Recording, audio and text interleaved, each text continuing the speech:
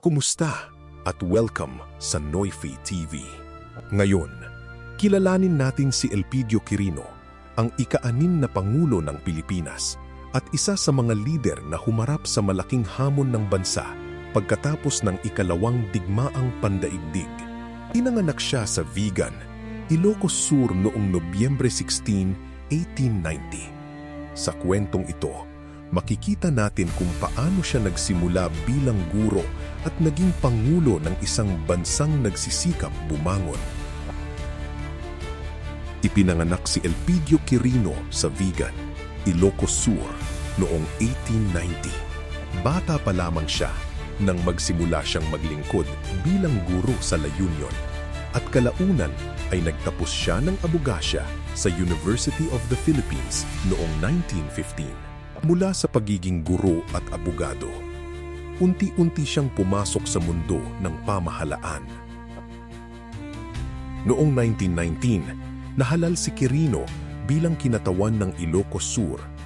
Pagkatapos nito, naging senador siya at nagkaroon ng mahalagang papel sa paggawa ng mga batas at sa pamahalaan.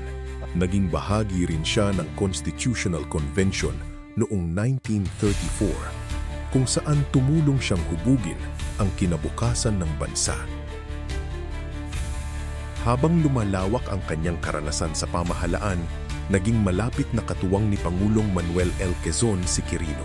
Naglingkod siya sa iba't ibang mahahalagang posisyon, kabilang ang kalihim ng pananalapi at kalihim ng interior. Ang mga tungkuling ito ang naghanda sa kanya para sa mas malaking responsibilidad sa pamahalaan. Dumating ang ikalawang digmaang pandaigdig at nagbago ang buhay ng maraming Pilipino, kabilang ang pamilya ni Quirino. Noong panahon ng pananakop ng mga Hapones, nakilahok siya sa kilusang lumalaban sa mga mananakop.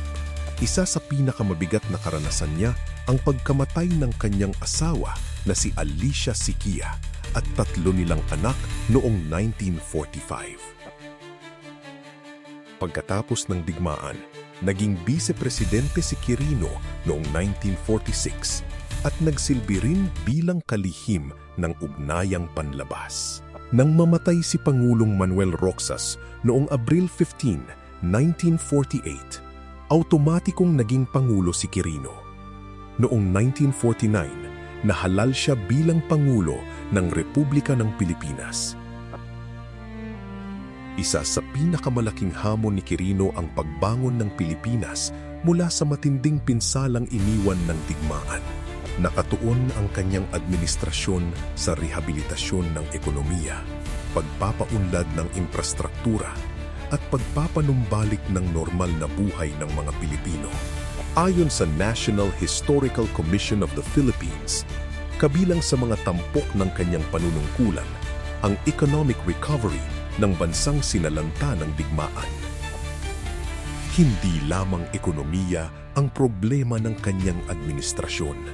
Hinarap din nito ang kaguluhan at pag-aalsa ng huk sa kanayunan. Sinikap ng pamahalaan na pagsabayin ang military action at mga hakbang para sa kapayapaan at pagbabalik loob. Sa panahong ito, naging mahalaga rin ang papel ni Ramon Magsaysay sa paglaban sa huk movement. Si Elpidio Quirino ay isang lider na dumaan sa maraming pagsubok, mula sa digmaan at personal na pagkawala hanggang sa responsibilidad ng pamumuno sa isang bansang wasak ang maraming bahagi.